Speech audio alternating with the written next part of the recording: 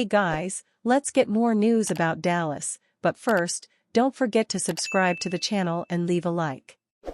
Mick shots, contract hysteria cranking up again. Here we go, again. So many in a tizzy over the Cowboys in the process of negotiating a contract extension for Micah Parsons, talking and writing about it with bated breath. Come on, relax. It's April, for crying out loud. And, by the way, Parsons is under contract for a guaranteed $24 million, so it's not like he's going anywhere. Good grief, if a new deal never is exercised, the Cowboys would have rights to retain his services by franchising him for 2026, at right around a guaranteed $29 million, a 20% increase on his fifth-year option the team picked up last May. On top of this, the Cowboys again are being accused of dragging their feet. Hey, do you pay your monthly credit card bill 3 weeks ahead of the due date? Plus, Jerry Jones plunged most everyone into a hissy this week from the NFL meetings in Palm Beach, Florida, when he said that while having talks with Micah already on the new deal, he hasn't spoken to his agent yet. Spare me. Co-owner Stephen Jones might have. And said that getting this deal done is not urgent, for my above reasons for starters, then doubling down by expounding, some say using the basis that the earlier you get something done the cheaper. Well, the earlier you get something done, a lot of times the more mistakes you make. You might want to see a few more cards played.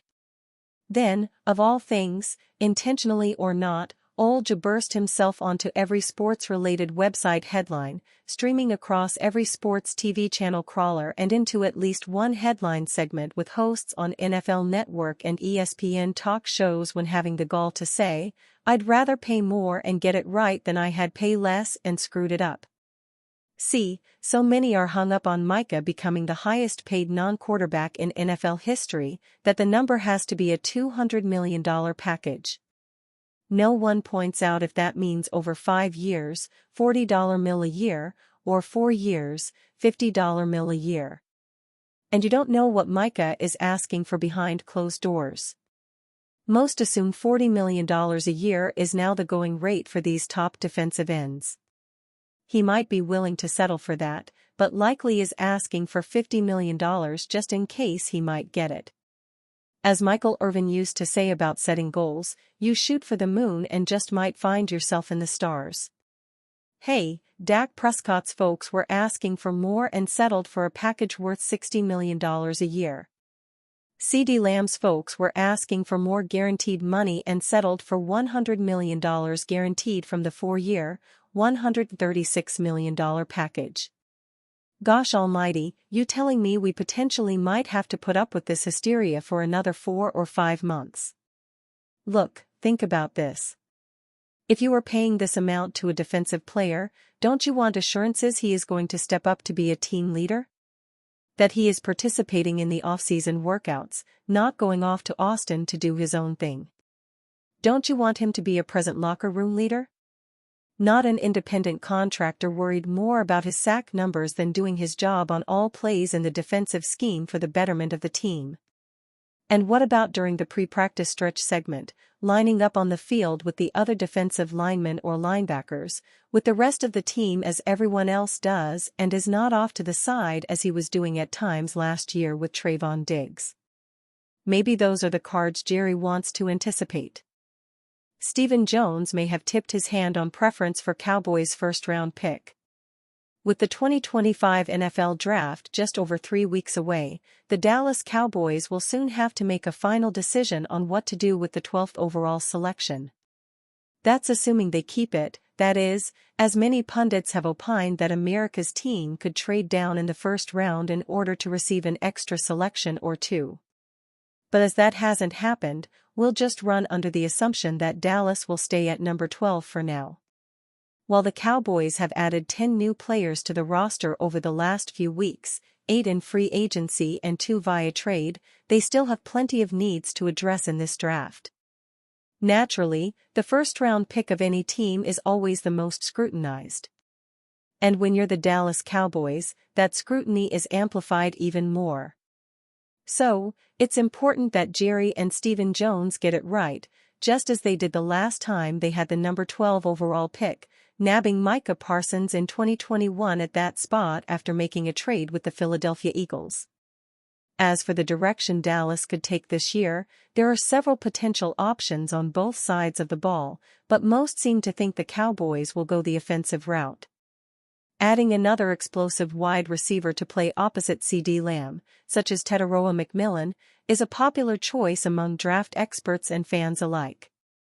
But even after bringing in both Javonte Williams and Miles Sanders, the possibility still remains that the Cowboys could draft a running back in the first round if the right guy is available. And it's pretty clear which guy most want to see with a star on the side of his helmet, that being Ashton Jeanty. And that's not only fans we're talking about here, as a member of the Jones family seems to like the idea as well. In addition to all of the top 30 visits the Cowboys have planned with potential picks, the franchise will also once again host its annual Dallas Day this week, an event in which draft prospects who played their high school or college ball in the area visit the team and participate in workouts, interviews, and even written tests. When recently asked about the event, Stephen Jones discussed the advantages of Dallas Day and then went on to praise Jeanty. "We're fortunate in that we have a lot of really good football players in North Texas that qualify for us," Jones said.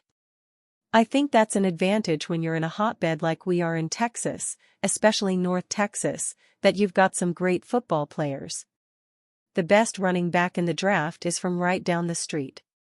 Okay, so Jones didn't specifically mention Jeanty by name. But seeing as how the Boise State superstar finished his high school career at Lone Star HS in Frisco, which is located about 8 miles from Cowboys headquarters, who else would Jones be talking about? Yes, we're aware that all of the players at Dallas Day played somewhere in the area, but with Jeanty rushing for 2,601 yards and 29 touchdowns this past season, he's clearly on a different level than the other running backs who will be in attendance. Now, we obviously can't say for sure that Jones tipped his hand on what the Cowboys are going to do with the 12th overall pick if Jeanty is still available. But he's clearly a fan, and it's no secret that the entire Jones family loves players with local connections. Round 1 of the 2025 NFL Draft is set for April 24th, so we'll find out soon enough what Dallas decides to do. Dallas Cowboys linked to 2 quarterbacks, one in free agency and one in 2025 NFL Draft. The Dallas Cowboys need a new quarterback. No, not a starter. Despite Dak Prescott's season-ending hamstring injury that required surgery in 2024, he'll return for his 10th year as the Cowboys' starting QB. However, after losing Cooper Rush to the Baltimore Ravens and letting Trey Lance test free agency, the Cowboys need a new backup behind Prescott. For now, the only 2 quarterbacks on the Cowboys' QB depth chart are Prescott and Will Grier, who has never thrown an NFL touchdown but does have 4 interceptions across 52 pass attempts. Needless to say, the Cowboys are identifying other options at quarterback, and now we know 2 names they're interested in. With Dak Prescott coming off an injury, the Dallas Cowboys are practically guaranteed to add another quarterback or 2 to the roster this offseason. The only question is who will be joining America's team.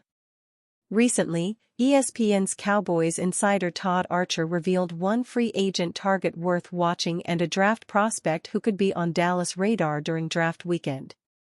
The Cowboys got a good look at Locke after he started Week 13 against them last season. In doing so, Locke completed 65.6% of his passes for 178 yards and a touchdown. The Giants ended up losing by just 7 points. Yet, the former second-round pick has 28 starts of NFL game film for front office personnel to evaluate, and the Cowboys may already like what they see. And you, fan? What do you think about Quin Ewers' situation? Write to us in the comments.